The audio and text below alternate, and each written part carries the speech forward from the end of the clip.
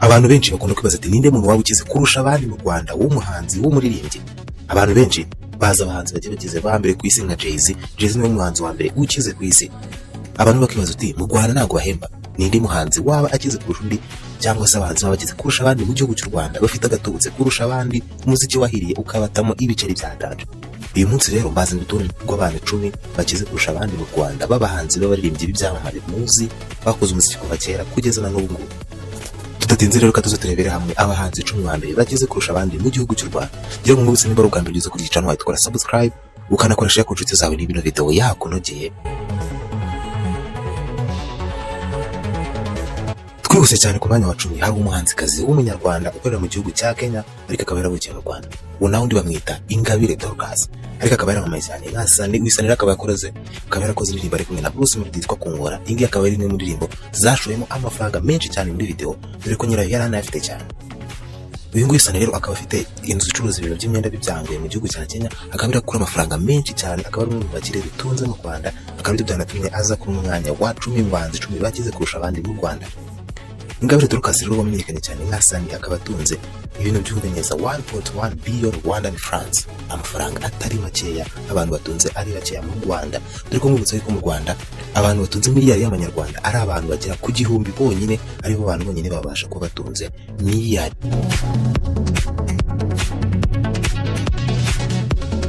Ku mwanya wa 9 hari Platini P cyangwa se Nemeye Platini. Nemeye Platini nawe wamenyekanye cyane nka Platini P. Yahoze aririmba mu itsinda rya Dream Boys aririmbaga na mugenzi we, ariko mugenzi we akazi kuba yakigira muri Amerika kwiga, yagiye kwiga ndetse azi kuba yaguma yabonye akazi niyagaruka mu Rwanda ngo abe yakorana umuziki na mugenzi we batangiranye. Platini rero yahise avuga ati reka nikomeze muri njyenyine umuziki, aza kuba yakora indirimbo ya mbere irakundwa cyane mu gihugu cy'u Rwanda, ahita avuga ati reka nkomereze uwo muri muziki. Iyi muziki ikaba yaranamuhiriye cyane dore ko Platini P atunze biliyoni n'ibice 3 z'amafaranga y'u Rwanda, amafaranga menshi cyane abantu batabasha gutunga. Ngira ngo mwibutse yuko Platini P yaruze gukorana gatanya n'umugore we, aho yari yashakanye n'umugore we akaza kumuca inyuma akabyarana umwana n'uwo yitaga mubyara we, ndetse n'umugore akaba yari afite gahunda yo kuba yagabanamo kabiri na Platini P, ariko urukiko rukaba rwarabyanze.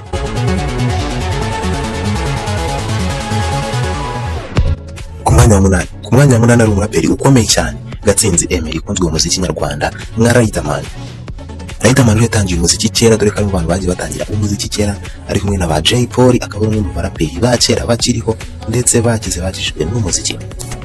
Ngira ngo mwibutse yuko Riderman yabashe kuyatwara Primus Guma Guma, akayitwara nk'umuhanzi w'umwaka mwiza cyane dore ko Primus Guma Guma yabaga irimo miliyoni 20 z'amafaranga y'u Rwanda. Ngira ngo urabyumva ko muri kiriya amafaranga yari menshi cyane. Riderman rero umuziki waje kumuhira cyane kugeza ubwo yagiye akora amafaranga menshi cyane, yagiye binyuze mu kwamamariza ibigo bigiye bitandukanye nka MTN, za Airtel, Tekino n'ibindi bigiye bitandukanye. Rero uyu mugabo akaba afite miliyari 1.5.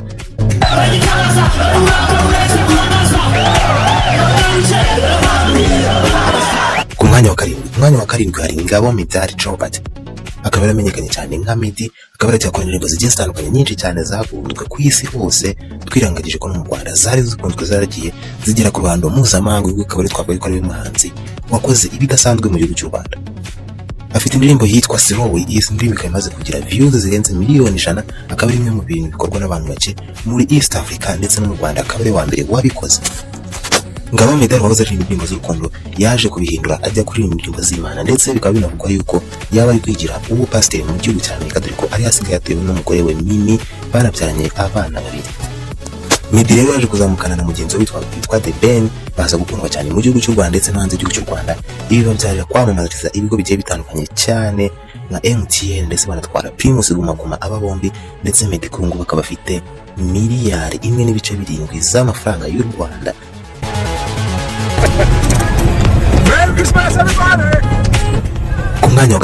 Ku mwanya wa 3 hari Muyombo Thomas.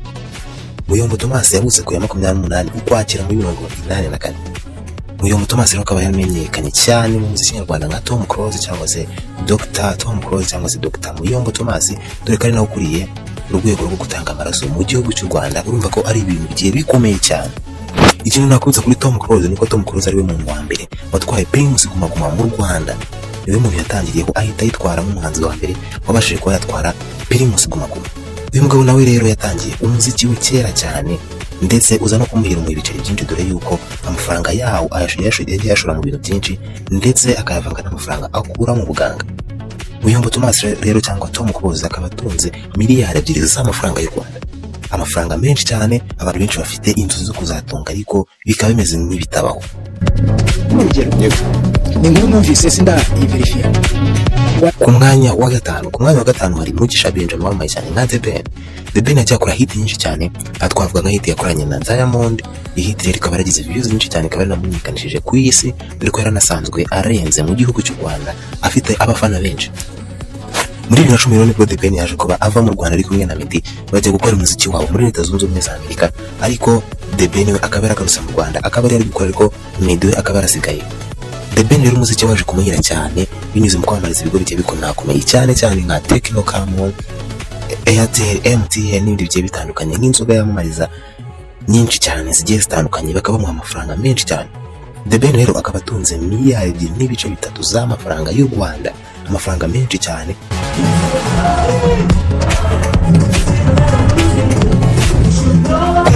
Ku mwanya wa kane hari Butera Jean akaba yaramenyekanye cyane nka Butera Knowless. Ngira ngo mwibutse yuko uyu nguyu ari we mugore wenyine wabashije ko yatwara Primus Guma Guma mu gihugu cy'u Rwanda. Urumva ko atari ibintu byoroshye cyane ko yatwara Primus Guma Guma mu Rwanda. Ubu umugore akaba ari nawe wa mbere wayitwaye, akaba ari nawe wenyine mu mateka yayo yose. Butera Knowless yagiye amariza ibigo bigiye bitandukanye cyane nka Airtel. Butera Knowless rero akaba yatwaye ibihembo bigiye bitandukanye, dore ko yabasha kuba yatwara Salax inshuro 2. Butera Knowless rero akaba afatanyije umutungo n'umugabo we, akaba ari producer Kerema Nyirikina Music, barebwa mu banzi bagiye batandukanye nka Platini, Neri Ngabo ndetse n'uyu nguyu Butera Knowless. Knowless rero n'umugabo akaba arahiriwe n'ibintu by'ubuhanzi, dore ko Butera Knowless atunze miliyari 2.3 z'amafaranga y'u Rwanda, amafaranga menshi. Ku mwanya wa gatatu hari Masamba Butera Intore. Yavutse ahagana mu mwaka w'igihumbi 1955 ku itariki 15 z'ukwezi kwa munani, avukira i Bujumbura mu gihugu cy'u Burundi, aho bari barahungiye ababyeyi be, dore ko mu Rwanda kera abantu bari barahunze. Nyuma baje kugaruka mu Rwanda ndetse ari nawe yakomereje amashuri yiwe, aza no kwinjira mu muziki. Nyuma yaho biza kumwira cyane, dore ko ari umwe mu bakire b'abanyamuziki mu Rwanda, rero niyo mpamvu yaje kuri urutonde. Masamba Intore rero akaba afite amafaranga menshi cyane, nubwo akora umuziki wa gakondo, akaba yarakunzwe cyane, akaba afite abafana benshi cyane. Masamba Butera Intore akaba atunze miliyari 2.9 z'amafaranga y'u Rwanda.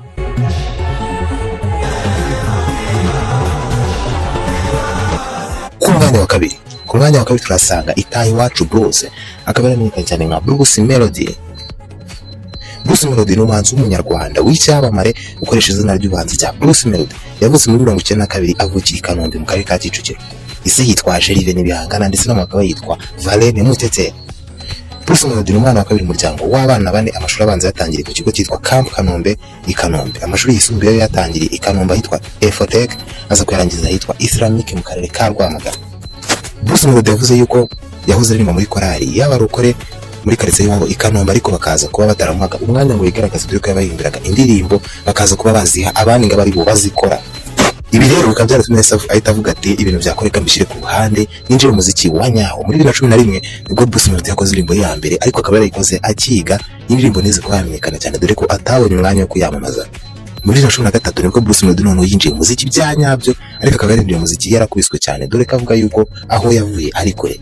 Yatangiye akora kuri backstage ahagararira abanzi baje kuririmba ari inyuma ameze nk'amabonso, none ubu ngubu niwe uwa mbere mu gihugu cy'u Rwanda gukora hit zikaba hit, ndetse akaba yanazamuye abantu benshi cyane. Aha twavuga nka producer Element producer Prince Keys, akaba no kuzamura producer Loda Nyirugenge, akaba yazamuye Juno Kizigenza, Kenny So, ndetse muri minsi akaba no kuzamura undi muhungu yitwa Leo Lodi, bamaze no gukora indirimbo yitwa Kuba Nisindiye Kabiri, akaba ari remix. Bruce Melody rero nyuma y'uko umuziki umuhiye yaje gukuramo amafaranga menshi cyane, dore ko yabasha no kuba yatwara Primus Guma Guma, ndetse akaba ari nasinyanye amasezerano na BK Arena ahagaze miliyoni magana ane z'amafaranga y'u Rwanda yo kuba yajyamamariza BK Arena. Akaba yamamariza ibindi bintu bigiye bitandukanye nka Primus, Tekino ndetse n'ibindi bigiye bitandukanye, harimo nka MTN n'ibindi bigiye bitandukanye byinshi cyane utarondogora. Bruce Melody abereye brand ambassador. Bruce Melody rero akaba atunze miliyari 3 z'amafaranga y'u Rwanda, ndetse bamwe bakabona avuga yuko amafaranga afite kubarengaho ibiceri bikeya kuri miliyari 3. Yaravuze ko Bruce Melody ari we muhanzi ufite imodoka ihenze mu gihugu cy'u Rwanda, abandi bamwe bazifite naho baba barazerekanye, dore ko Bruce Melody ari we wenyine werekanye imodoka ya Barabas ihagaze miliyoni 500 z'amafaranga y'u Rwanda, nubwo benshi batavugaho rumwe yuko yaba ari miliyoni 100 cyangwa se 300.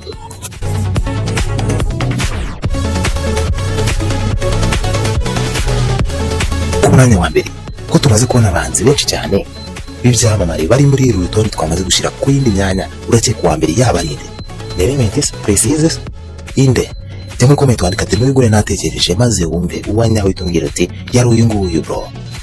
Ngira nkutse yuko nimba ubwa mbere wageze kuri iyi channel mbere ko mubwira umuntu wa mbere witwa subscribe, bakora like, byaba ngombwa ukanasharinga ku nshuti yawe. Twese cyane ku mwanya wa mbere hari King James. King James amazina yiswe n'ababyeyi yitwa Ruhumuriza James. Yavutse tariki ya mbere Mata mu 1990, akaba ari mwene Consolate Kazizi na Isaac muri hano. King James rero akaba yaramaye cyane mu ndirimbo z'urukundo za R&B ndetse n'izindi zishamikiye kuri R&B nka Zouk ndetse na Pop. King James rero akaba ashinjwa yuko atarashaka umugore kandi ari umukire wa mbere mu Rwanda mu bahanzi. King James rero akaba yatangiye umuziki mu mwaka wa 2006 ubwo yari mu mashuri yisumbuye. Indirimbo ya mbere yitwa Inkingi yasohoye mu mwaka wa 2009. King James rero binyuze mu nganda zigiye zitandukanye nk'uruganda rukora kawunga afite, yagiye akora ibintu byinshi cyane bimwinjiza amafaranga, akaba ari umukire wa mbere mu bahanzi mu Rwanda. Aka kantu kumve neza iri peti uhita urimushyiraho mu mutwe wawe. King James niwe mukire wa mbere mu bahanzi mu gihugu cy'u Rwanda. King James akaba atunze miliyari 3.7 z'amadolari ya King James akaba atunze miliyari 3.7 z'amafaranga y'u Rwanda, abico kuvuga yuko anageje kuri miliyari 4, ariko kuko yagurisha imigabane mu ruganda rwiwe bikaba bitavugwaho rumwe yuko yaba afite zino miliyari 4. Amafaranga arafite menshi azwi nuko ari miliyari 3.7 z'amafaranga y'u Rwanda. Abinyuje mu gukora cyane, kudacika intege, kuririmba neza cyane, agakundwa, agatwara Primus Guma Guma, yabashe kuba yarundanya aya mafaranga aza kuba umukire wa mbere mu gihugu cy'u Rwanda. Nimba kunze video wawe tukora subscribe.